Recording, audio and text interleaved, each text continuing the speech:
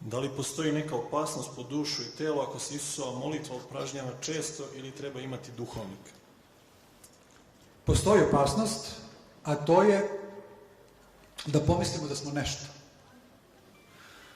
Da smo pročitali nekoliko knjiga o isihazmu, da smo tamo vidjeli, ne znam, tehnika disanja, drž ne daj, spuštena glava, oborena, ne znam, mala stoličica i tako dalje, i da odmah već počinjemo da mislimo kako smo mi uznapredovali duhovno, da posmatramo našu braću i sestre u parohiji i na liturgiji kako su oni za Boga, eto, oni to ne znaju, ja sam se uzdigao. Znači, u Isusovoj molitvi, kada neko kaže da je to nešto što vodi u ludilu, prelest, to je strašna hula na Boga, koju ja ne smijem ni da pomislim. Nema opasnosti od Isusove molitve.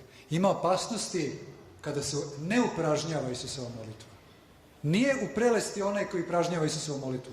U prelesti je onaj koji kaže nemoj to da radiš, što je opasno. On je u prelesti. Kad kažem prelest, to je jedan duhovni termin, to je duhovna zabluda. Znači, kod god vam to bude govorio, svakako postoje ozbiljne opasnosti u Isusovoj molitvi da se pojavi demonska sila, da se dožive vizije, mirisi, ali da vam kažem, draga braćo i sestre, to se dešava onim ljudima koji su svoj život posvetili tome, koji se bave 8, 9, 10 časova dnevno tome. Znate, nama ljudima u svetu takve stvari ne. Naša su iskušenja da pomislimo da smo bolji od drugih. U tom kontekstu je zaista to loše. Ali svakako, ja ovom prilikom nisam pominjao mnogo molitveno pravilo Isusovu molitvu, ali to je nešto što je esencijalno važno. Na taj način mi u stvari smo uključeni u Boga neprestano. I Isusova molitva je nešto najuzvišenije. Znači, ona je na saboru, jednom od pomesnih sabora koje možda se može uzeti kao Vaseljenski sabor u 14. veku ili 15. ne se tačno kad je, u 14. veku je bio u svakom slučaju Sveti Grigorije Palama, koji je konačno dao do znanja da je isihazam, da je Isusova molitva srž i zenica pravoslavlja. I crkva je to zvanično prihvatila. I od tada, njegovo učenje kao neverovatnog monaha, koji je od petka do ponedeljka, odnosno od ponedeljka do petka, ništa nije ni jeo ni pio. Samo je boravio u keliji u dubokoj molitvenoj kontemplaciji. I ko zna u kojim je onim duhovnim sferama bio, onda bi izlazio samo subotu i nedelju, razgovarao sa bratijom, okrepio se i posle ponovo odlazio. To su bili duhovni atomski reaktori.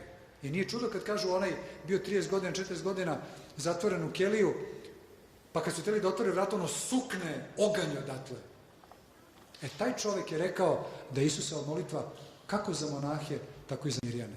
On je posle postao arhijepiskop Solunski i to je za svakog od nas. Znači, Isusova molitva je esencijalno važna stvar.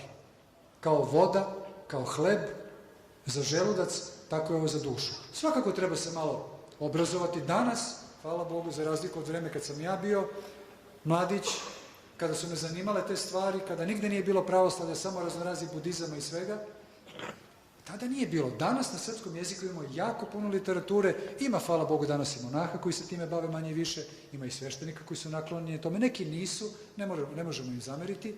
Znači, imamo mogućnosti da imamo jedno osnovno, bazično znanje o Isusovoj molitvi i da ju upražnjavamo. Znači, nema zla od Isusove molitve, osim gordosti koja naravno može da bude ako je čovjek i lekar, i inženjer, i đubretar, ako pomisli da je više od drugih, on je propao.